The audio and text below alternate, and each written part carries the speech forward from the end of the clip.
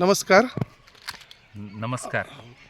आपल्या पद्मावती पालखी मार्गावर नव्याने पुलाची उभारणी झालेली आहे.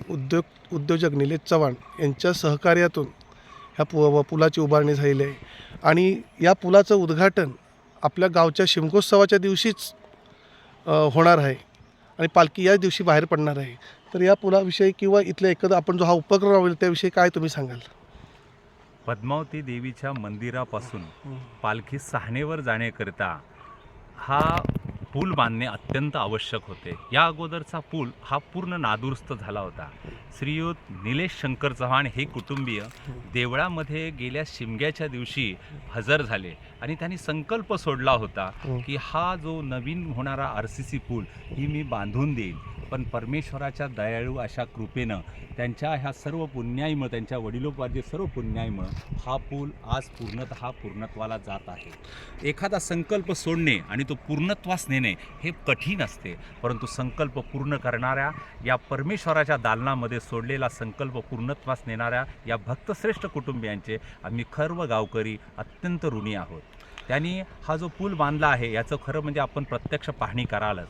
हा पूल हा देवळापासून सहाणेपर्यंत जातो, परंतु हा रस्ता देखील व्हावा ही या कुटुंबियाची तीव्र इच्छा होती आणि गावकऱ्यांची असणारी ही अडचण त्यांनी फार व्यवस्थित आणि उत्तमरित्या पूर्ण करून लोकार्पण सोहळ्यासाठी आज आपण या दिवशी शनिवार दिनांक 28 फेब्रुवारी 2026 रोजी दुपारी 2:30 वाजता या लोकार्पणाचा सोहळा होणार आहे.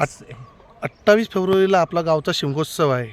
म्हणजे गावात एकीकडे शिमगोत्सवाचा उत्सव असणार आहे आणि याच दिवशी पुलाचं उद्घाटन होतं आहे. कशा प्रकारे लोकांमध्ये आनंद किंवा समाधान आहे? सर्वात मोठं समाधान आहे, कारण महाशिवरात्रीच्या दिवशी त्या दिवशी हा लोकार्पण सोहळ्याचं निमंत्रण सांगण्यात आलं.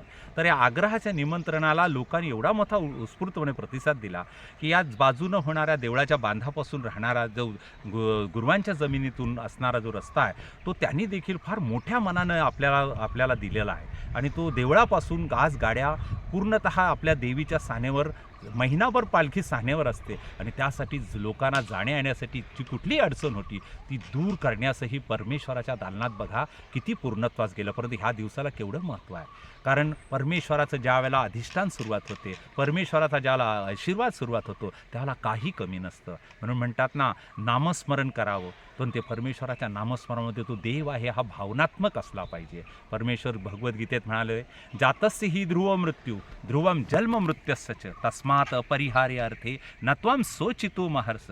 ज्याला जीव आहे, ज्याला प्राण आहे, जो जन्माला आला त्याला मृत्यू निश्चित आहे, ज्याला मृत्यू आहे त्याला जन्म निश्चित आहे.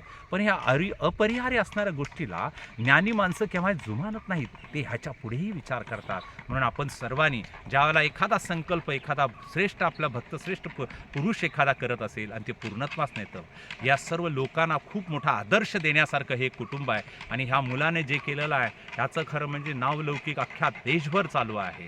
हा असा एक पुरुष आहे की ज्यानं आपलं नाव फक्त गावात नाही पण अखंड भारतभर ज्यानं केलेलं आहे. असा ह्या पुरुषाचं आपल्या खरं म्हणजे नावलौकिक होणं हे अत्यंत गरजेचं आहे आणि त्याच्या आतमध्ये त्याची भावना बघा, भावना असणं आणि त्याच्यावर खूप मोठी संकट आली.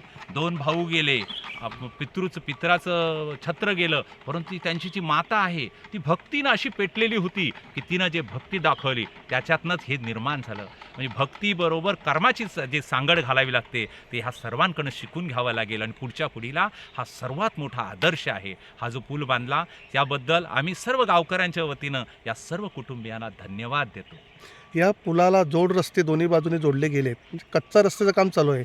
जर हा रस्ता पक्का होण्यासाठी निलेश चव्हाण यांचं नक्की सहकार्य आपल्याला लाभेल का किंवा अशी गावाला अपेक्षा आहे का?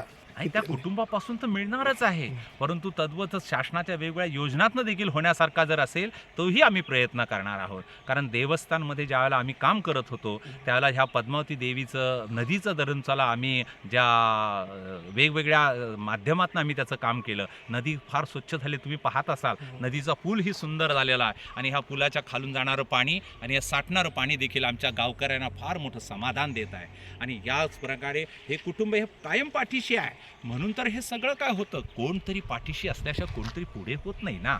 मग ह्यातनं आपल्याला शिकण्यासारखं खूप आहे. हे तर कुटुंब करेलच, तद्वतच गावकऱ्यांचा देखील ह्याला सहकार्य असणार आहे, दोन्ही ग्रामपंचायती देखील सहकार्य असणार आहे. त्याबद्दल तुम्ही निशंक राहा. हा रस्ता पूर्णत्वाला जाईल. देवाचं पद्मावतीच्या दालनामध्ये जिचं 1.5-2 कोटीचं देऊळ होऊ शकतं, त्याला काय कमी आहे हो. जिचा आशीर्वाद, लक्ष्मीचा आशीर्वाद ज्याच्या पाठीशी आहे, ज्याचा गणपतीचा जिथं स्वयंभू शंकराचं जिथं अधिष्ठान आहे, जिथं पवित्र पावन ही भूमी आहे, त्याला काही कमी नाही. आणि यासारखी कैक नेतृत्व देणारी मुलं तयार होतील. निलेश चव्हाण यांच्या कुटुंबियांना पुनश्च एकदा धन्यवाद देतो. या सर्व ह्या कार्यक्रमास आपण सर्वांनी आग्रहाचं निमंत्रण असं समजून या सर्व कार्यक्रमास उपस्थित राहावं अशी आपल्या सर्वांना नम्र विनंती करतो. धन्यवाद.